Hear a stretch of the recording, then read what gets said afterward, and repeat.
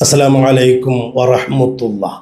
കുരുവട്ടൂരി കുറുവാ സംഘത്തിൻ്റെ ഇബ്ലീസ് ത്വരീഖത്തിനെ ഞാനിന്ന് ഖബറടക്കാൻ പോവുകയാണ്. ഇബ്ലീസ് ത്വരീഖത്ത് എന്താണെന്ന് മനസ്സിലായില്ലേ? ഇപ്പോൾ പുതിയൊരു വാദവുമായി വന്നിട്ടുണ്ട്. ഇബ്ലീസ് മുസ്ലിമാകാൻ സാധ്യതയുണ്ട് പോലും. ഏത് ഇബ്ലീസ്? ഖുർആനിൽ അല്ലാഹു തആല വ്യക്തമായി പറഞ്ഞു, അവൻ അഹങ്കരിച്ചു, കാഫിറായി, അവൻ ശപിക്കപ്പെട്ടവനാണ്, നരകത്തിലാണ് എന്നൊക്കെ. എന്നിട്ടും ആ ഇബ്ലീസ് മുസ്ലിമാകാൻ സാധ്യതയുണ്ടെന്ന വിചിത്രമായൊരു വാദവുമായിട്ടാണ് ഈ കുറുവാ സംഘം വന്നിട്ടുള്ളത്. ഇവർ അള്ളാഹുവിൻ്റെ ദീനിനെ കൊള്ളയടിക്കാൻ നടക്കുന്ന കുറുവാ സംഘമാണ്. അല്ലെങ്കിൽ ഏതൊരു കൊച്ചു കുട്ടിക്കും അറിയില്ലേ ഇബ്ലീസ് ശപിക്കപ്പെട്ടവനാണെന്നും നരകത്തിലാണെന്നും? എന്നിട്ടും അതിൻ്റെ പേരിൽ തർക്കിക്കുകയാണ്. ഞാനും കുരുവട്ടൂർ നൗഷാദും തമ്മിൽ നടക്കുന്ന ചർച്ചകൾ നിങ്ങളിൽ പലരും കണ്ടിട്ടുണ്ടാവും. അതിൻ്റെ ഭാഗമായി കഴിഞ്ഞ ദിവസവും അവൻ എനിക്കെതിരെ ഒരു വീഡിയോ ഇറക്കിയിട്ടുണ്ട്. ഏകദേശം ഒരു 1.5 മണിക്കൂറുണ്ട്. അതിന് ഞാനൊരു 5 മിനിറ്റ് കൊണ്ട് മറുപടി പറഞ്ഞ് ആ വാദത്തെ ഖബറടക്കാൻ പോവുകയാണ്. കൂടുതൽ സമയം നഷ്ടപ്പെടുത്തേണ്ട ആവശ്യമില്ല. കാരണം ആ വീഡിയോയിലും പതിവ് പോലെ തട്ടിപ്പും വെട്ടിപ്പും കള്ളവും കരിഞ്ചന്തയും പിന്നെ എന്നെ കുറേ പരിഹസിക്കലും, അതിനപ്പുറം വിഷയവുമായി ബന്ധപ്പെട്ട ഒരു തെളിവുമില്ല. ഈ പറഞ്ഞത് തന്നെയും പിന്നെയും പറഞ്ഞുകൊണ്ടിരിക്കുക. ഞാൻ മുന്നിലേക്ക് വെച്ച തെളിവുകളെ ഗണ്ണിക്കാൻ കഴിയാത്തത് കൊണ്ട് അത് പച്ചയായി ദുർവ്യാഖ്യാനിക്കുകയും ചെയ്യുക, അതിൻ്റെയൊക്കെ പിന്നാലെ ഇങ്ങനെ കൂടിക്കൊണ്ടിരിക്കുക എന്ന് പറഞ്ഞാൽ എനിക്കതിന് നേരമില്ല. ഈ പറഞ്ഞത് തന്നെ പറഞ്ഞുകൊണ്ടിരിക്കുക എന്ന് പറഞ്ഞാൽ അത് ചടപ്പ. അത് ഞാൻ പറഞ്ഞതിൻ്റെ പേരിൽ അവൻ എന്നെ കളിയാക്കുന്നുണ്ട്. നൗഷാദെ, നിന്നെ സംബന്ധിച്ചിടത്തോളം ഇതാണ് നിന്റെ ഉപജീവന മാർഗമെന്ന് എനിക്ക് നന്നായിട്ടറിയാം. അതുകൊണ്ട് തന്നെ നിനക്ക് എപ്പോഴും എന്തെങ്കിലുമൊക്കെ പറയണ്ടേ? എവിടെയെങ്കിലുമൊക്കെ വേദി കെട്ടിയിട്ട് കോമാടനെക്കുറിച്ചും അതുപോലെ നിന്റെ ഈ ഇബ്ലീസ് ത്വരീഖത്തിനെ കുറിച്ചും നിനക്ക് പറയാൻ എന്തെങ്കിലും വേണ്ടേ? അതുകൊണ്ട് നീ ഇങ്ങനെ പറഞ്ഞുകൊണ്ടിരിക്കും. അത് ഹക്കാണോ ബാത്തിലാണോ എന്നൊന്നും നോക്കേണ്ട ഒരു ഉത്തരവാദിത്തം നിനക്കില്ല. ഞങ്ങൾക്കങ്ങനെയല്ല. ഞങ്ങൾക്കിവിടെ അള്ളാൻ്റെ ദീന് പറയുക എന്നതേ ഉത്തരവാദിത്തമുള്ളൂ. അല്ലാതെ മത്സരിക്കലോ വാശി തീർക്കലോ ഒന്നും ഞങ്ങളുടെ ലക്ഷ്യമല്ല. ഞങ്ങളത് കൃത്യമായി പറഞ്ഞിട്ടുണ്ട്. അറബി അറിയുന്ന ആർക്കും അത് ബോധ്യപ്പെട്ടിട്ടുമുണ്ട്. ഇനി അറബി അറിയാത്ത സാധാരണക്കാരായ ആളുകളുണ്ടെങ്കിൽ നിങ്ങൾക്ക് നിങ്ങളുടെ മഹല്ലിൽ, നിങ്ങളുടെ നാട്ടിൽ പണ്ഡിതന്മാരുണ്ടല്ലോ. ഏത് വിഭാഗത്തിൽപ്പെട്ട പണ്ഡിതനുമാകട്ടെ, ഞാൻ വായിച്ച ഇബാറത്തും നൗഷാദ് അതിന് നടത്തിയ കരിഞ്ചന്തയുമൊക്കെ നിങ്ങൾക്ക് ബോധ്യപ്പെടണമെങ്കിൽ ആ ഇബാറത്ത് നിങ്ങൾ കൊണ്ടുപോയി അവരെ ഒന്ന് കാണിച്ചൊന്ന് വായിക്കാൻ പറഞ്ഞാൽ മതി. നിങ്ങൾക്കത് കൃത്യമായി ബോധ്യപ്പെടും ആരാണ് ഇവിടെ തട്ടിപ്പ് നടത്തിയത് എന്ന്. അതല്ലാതെ നൗഷാദിൻ്റെ പിന്നാലെ ഇങ്ങനെ കൂടുക. ഇപ്പം നൗഷാദ് വലിയ അഭിമാനമായിട്ട് പറയുന്നുണ്ട്, പലരും നൗഷാദിന് മറുപടി പറയാൻ വന്നു, അവരൊക്കെ പോയി എന്ന്. പല ആളുകളുടെയും പേര് പറഞ്ഞ് അതിലെനിക്ക് ഏറ്റവും അത്ഭുതം തോന്നിയത് വാളക്കുളം എന്ന് പറയുന്ന ഒരു ഉസ്താദ് 80-ലധികം, 88ഓ 82ഓ അങ്ങനെ 80-ലധികം പ്രാവശ്യം ഇവന് ഖണ്ഡനം നടത്തിയത്രേ. സത്യം പറഞ്ഞ വാളക്കുളം ഉസ്താദിന് ഒരു അവാർഡ് കൊടുക്കണം. കാരണം ഇതുപോലെയുള്ള പൊട്ടനുമായിട്ട് 80-ലധികം തവണ ഖണ്ഡനം നടത്തുക എന്ന് പറഞ്ഞാൽ ചെറിയ കാര്യമല്ല. കാരണം ഇവനെ സംബന്ധിച്ചിടത്തോളം ഞാൻ നേരത്തെ പറഞ്ഞതുപോലെ ഇത് തൊഴിലാക്കി നടക്കുന്നവനാണ്. മറ്റുള്ളവർക്ക് അങ്ങനെയല്ലല്ലോ. അതിനിടയിലും ഇത്രയും തവണയൊക്കെ ഖണ്ഡനം പറയണമെങ്കിൽ അതിനൊരു അസാമാന്യ കഴിവ് വേണം. നല്ലൊരു അവാർഡ് കൊടുക്കേണ്ടതാണ്. പിന്നെ അവരൊക്കെ ഇട്ടിട്ട് പോയി എന്നത് ഇവൻ വലിയ അഭിമാനമായിട്ടാണ് പറയണത്. എൻ്റെ ചങ്ങാതി, വിവരമില്ലാത്തവരോട് അധികം സംസാരിക്കരുതെന്നാണ്. അഅ്രിദ് അനിൽ ജാഹിലീൻ എന്നാണ്. വിവരമില്ലാത്തവരിൽ നിന്ന് മാറിപ്പോവുക. കാരണം അവനിങ്ങനെ അവൻ്റെ ഈ കുതന്ത്രവാദങ്ങളുമായി തർക്കിച്ചു കൊണ്ടിരിക്കും. അതാണിപ്പം നിൻ്റെ ഈ കോലം. അതുകൊണ്ട് ഞാൻ അതിൻ്റെ പിന്നാലെ കൂടി മറുപടി ഒന്നും പറയാൻ പോണില്ല. ഒരു 5 മിനിറ്റ് മതി. നിൻ്റെ ഈ ഇബ്ലീസ് ത്വരീഖത്തിനെ 1.5 മണിക്കൂർ എടുത്ത ദുർവ്യാഖ്യാനം ഉണ്ടല്ലോ, അതിനെ ഒരു 5 മിനിറ്റ് കൊണ്ട് ഞാൻ ഖബറടക്കാൻ പോവാം. എന്തായാലും ആ വാദം നൗഷാദ് ഒന്ന് കൃത്യമാക്കി പറഞ്ഞേ. ഏതായാലും ആകട്ടെ, ഇവിടത്തെ വാദം എന്താണ് നമ്മൾ കൃത്യമാക്കി കൊടുത്തു.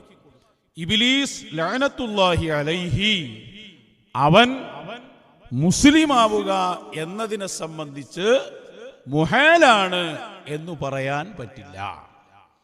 മുഹാലാണെന്ന് പറയാൻ പറ്റില്ല. മുഹാൽ എന്ന് പറഞ്ഞാൽ എന്താ?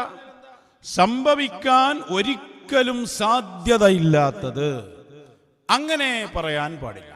ഇതാണ് നൗഷാദ് കൃത്യമാക്കിയ വാദം. ഈ വീഡിയോയുടെ ആകത്തുകയും അത് തന്നെയാണ്. മുഹാലാണെന്ന് പറയാൻ പാടില്ല.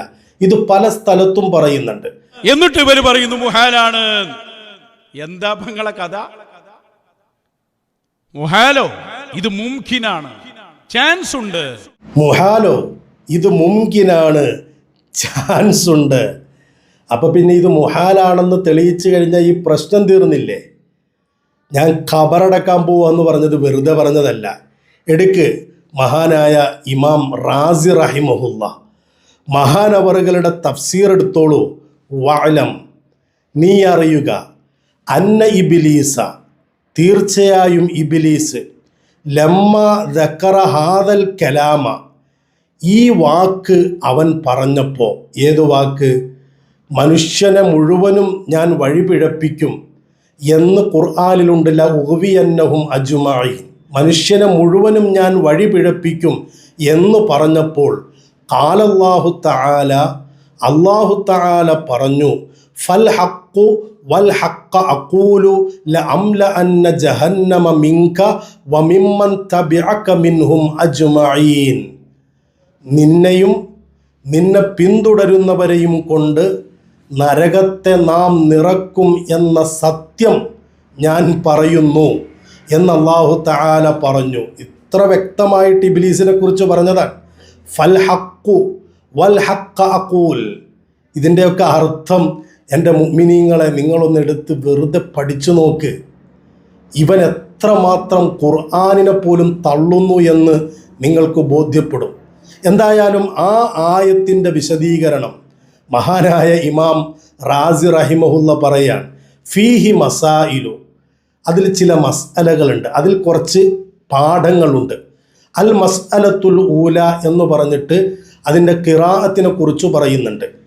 പിന്നെ രണ്ടാമത്തത് അൽ മസ്അലത്തു സാനിയ എന്ന് പറഞ്ഞിട്ട് മിങ്ക എന്ന് പറഞ്ഞതിൻ്റെ കാര്യങ്ങളെക്കുറിച്ച് പറയുന്നുണ്ട്. ഇനി മൂന്നാമത്തെ മസ്അല നോക്കൂ, അൽ മസ്അലത്തു സാലിസ, മൂന്നാമത്തെ മസ്അല, ഇഹ്തജ്ജ അസ്ഹാബുനാ ബിഹാദിഹിൽ ആയത്തി, ഈ ആയത്ത് കൊണ്ട് നമ്മുടെ അസ്ഹാബ് ലക്ഷ്യം പിടിച്ചു, ഫീ മസ്അലത്തി അന്നൽ കുല്ല ബി ഖലാ ഇല്ല, എല്ലാം അള്ളാഹുവിൻ്റെ ഖലാഹ് കൊണ്ടാണ് എന്ന് ലക്ഷ്യം പിടിച്ചു. മിം വുജൂഹിൻ, പല ന്യായങ്ങളാലും. ഒന്നാമത്തെ ന്യായം കേട്ടോളൂ, അന്നല്ലാഹ തആല, അല്ലാഹു തആല ഖാല ഫീ ഹഖ് ഇബ്ലീസ്, ഇബ്ലീസിൻ്റെ കാര്യത്തിൽ അവൻ പറഞ്ഞു, ഉഖ്റുജ് മിൻഹാ ഫഇന്നക റജീം, പുറത്തു പോടാ, നീ ശപിക്കപ്പെട്ടവനാണ്. വ ഇന്ന അലൈക ലഅനതി ഇലാ യൗമിദ്ദീൻ, ലോകാവസാനം വരെ നിന്റെ മേൽ എൻ്റെ ശാപമുണ്ട്. എന്നിട്ട് പറയാൻ, ഫഹാദ ഇഖ്ബാറും മിനല്ലാഹി തആല ബി അന്നഹു ലാ യുഅ്മിനു, അവൻ വിശ്വസിക്കുകയില്ല എന്ന അള്ളാഹുവിൻ്റെ അറിയിപ്പാണിത്. ഫലൗ ആമന, ഇനി നൗഷാദ് പറയുന്നത് പോലെ അവൻ വിശ്വസിച്ചാൽ ലൻഖലബ ഖബറുല്ലാഹി സിദ്ഖു കദിബൻ, അള്ളാഹുവിൻ്റെ സത്യമായ ആ അറിയിക്കൽ കളവായി മാറും. വഹുവ മുഹാലുൻ, അതസംഭവ്യമാണ്. കുരുവട്ടൂർ നൗഷാദ് ഇനി കാതു തുറന്ന് കേട്ടോളൂ. ഫക്കാന സുദൂറുൽ ഈമാനി മിൻഹു, അപ്പോൾ അവനിൽ നിന്ന് ഈമാൻ ഉണ്ടാകൽ മുഹാലൻ, അസംഭവ്യമാണ്. മഅന്നഹു ഉമിറ ബിഹി, അവനോട് ഈമാൻ ഉണ്ടാകണമെന്ന കൽപ്പനയുള്ളപ്പോൾ തന്നെ അവനിൽ നിന്ന് ഈമാൻ ഉണ്ടാവുക എന്ന് പറയുന്നത് അസംഭവ്യമാണ്. ആരാ പറയുന്നത്? റാസി ഇമാമാണ്. നിന്റെ ദുർവ്യാഖ്യാനല്ലത്. ഞാൻ നിന്നോട് പറഞ്ഞില്ലേ ഞാൻ വെറുതെ അല്ല ഇതിന് വന്നത് എന്ന്. ഇത് മുഹാലാണ് എന്ന് ഞാൻ പറഞ്ഞിട്ടുണ്ടെങ്കിൽ അതേ കാര്യം ഇമാം റാസി എടുത്തു പറയാൻ ഫക്കാന സുദൂറുൽ ഈമാനി മിൻഹു. അപ്പോൾ അവനിൽ നിന്ന്, ഇബിലീസിൽ നിന്ന്, മിൻഹുവിൻ്റെ ലമീർ എങ്ങോട്ടാ മടങ്ങുന്നത്? എന്നോട് ചോദിച്ചില്ലേ ഹൂവിൻ്റെ ലമീർ എങ്ങോട്ടോ മടങ്ങുന്നതെന്നൊക്കെ. അതുപോലെയൊന്നും ഞാൻ ചോദിക്കണില്ല, കാരണം നിന്നെ സംബന്ധിച്ചിടത്തോളം നീ എന്ത് നെറികേടും പറയുന്നവനാ, എനിക്കത് പറ്റൂലല്ലോ. അതുകൊണ്ട് ആർക്കും തിരിയുന്ന ഭാഷയിൽ പറയാൻ ഫക്കാന സുദൂറുൽ ഈമാനി മിൻഹു. അപ്പോൾ അവനിൽ നിന്ന് ഈമാൻ ഉണ്ടാകൽ മുഹാലൻ. മുഹാലൻ, മുഹാലെന്ന് പറയാൻ പറ്റൂല എന്നല്ലേ നീ പറഞ്ഞത്? മുഹാലൻ, അസംഭവ്യമാണ്. മഅന്നഹു ഉമിറ ബിഹി, അവനോട് ഈമാൻ കൊണ്ട് കൽപ്പനയുള്ളതോടൊപ്പം അവൻ മുസ്ലിമാകുമെന്നാണോ, മുസ്ലിമാകാൻ സാധ്യതയുണ്ടെന്നാണോ? വെറുതെ വന്നിരുന്നിട്ട് ഇമാമുമാർ പറഞ്ഞതിനെയൊക്കെ പച്ചയായി ദുർവ്യാഖ്യാനിക്കുക. എന്തൊരു മനുഷ്യനാണിത്! എന്നിട്ട് ഇവൻ പറഞ്ഞ് ഏതായാലും ഇപ്പോൾ സംഗതി കബറടക്കിയല്ലോ, ഇനി നമുക്കൊരു തൽക്കീനും കൂടെ ഓതിക്കൊടുക്കാം. നൗഷാദിന് എന്തോ പറയാനുണ്ട്. അതേ സമയത്ത് സാധ്യത എപ്പോഴും നിലനിൽക്കുകയാണ്. ആ സാധ്യത ഉള്ളത് കൊണ്ട് തന്നെ സ്പെഷ്യൽ ഇടപെടൽ വന്നാൽ മുസ്ലിമാകാം. അപ്പൊ സാധ്യത എപ്പോഴും ഉണ്ട് എന്നാണ് ഈ വീഡിയോയിൽ അധികവും ഇവൻ പറയുന്നത്. ഈ സാധ്യതയുണ്ട് എന്നാണ്. ആ സാധ്യതയുള്ളത് കൊണ്ട് തന്നെ സ്പെഷ്യൽ ഇടപെടൽ വന്നാൽ ഇബിലീസിന് മുസ്ലിമാകാൻ പറ്റും എന്നുമാണ്. എന്നാൽ ഞാനൊരു കാര്യം ചോദിക്കട്ടെ. ഇപ്പം നിങ്ങൾ പറയുന്നല്ലോ CM വലിയുല്ലാഹിക്ക് ഇബിലീസിനെ പഴയതുപോലെ ആക്കാൻ പറ്റുമെന്ന്.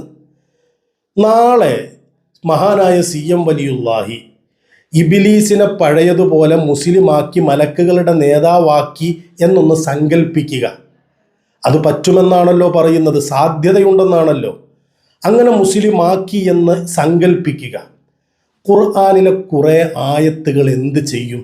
അല്ലാഹു തആല ഖുർആനിൽ പറഞ്ഞല്ലോ, ലഅംല അന്ന ജഹന്നമ മിൻക വമിമ്മൻ തബിഅക, നിന്നെയും നിന്നെ പിന്തുടരുന്നവരെയും കൊണ്ട് ഞാൻ നരകത്തെ നിറക്കുമെന്ന്. ആ ആയത്ത് ഓതാൻ പറ്റുമോ? അതേപോലെ അല്ലാഹു തആല പറഞ്ഞല്ലോ, ഇന്നഹു ലക്കും അദുവ്വും മുബീൻ, അവൻ നിങ്ങൾക്ക് പ്രകടമായ ശത്രുവാണ് എന്ന്. അത് ഓതാൻ പറ്റുമോ? കാരണം അവനിപ്പോൾ മുസ്ലിമായി, മലക്കുകളുടെ ഉസ്താദായി. അപ്പം അങ്ങനെയുള്ള ഈ ആയത്തുകൾ എന്ത് ചെയ്യണം? അതിനൊന്നും മറുപടി പറഞ്ഞതാ. ഇബ്ലീസ് എങ്ങാനും മഹാനായ മടവൂർ വലിയുല്ലാഹിയുടെ സ്പെഷ്യൽ ഇടപെടൽ കൊണ്ട് മുസ്ലിമായി എന്ന് സങ്കല്പിക്കുക. ഇത്തരത്തിലുള്ള ആയത്തുകൾ എന്ത് ചെയ്യണം? ഓതണോ അതോ ഓതാതിരിക്കണോ? ഇതിനുകൂടി ഒന്ന് മറുപടി പറഞ്ഞാൽ ഇവിടെ പ്രശ്നം ഏകദേശം തീരുമാനമാകും.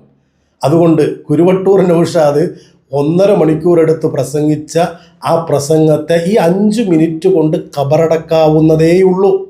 റാസി ഇമാമ് പറഞ്ഞു അത് മുഹാലാണ്, അവൻ മുസ്ലിമാവുക എന്നത് അസംഭവ്യമാണ്. എൻ്റെ വാദം കൃത്യമാണ്. റാസി ഇമാമാണ് അതിന് തെളിവ്. മുമ്പ് ഉദ്ധരിച്ച തെളിവുകൾ അവിടെയുണ്ട്. കൂടെ ഒരു തെളിവ് കൂടി ഇതാ, ഖബറടക്കം പൂർണ്ണമായിരിക്കുകയാണ്. വസ്സലാമു അലൈക്കും വറഹ്മത്തുള്ളാഹി.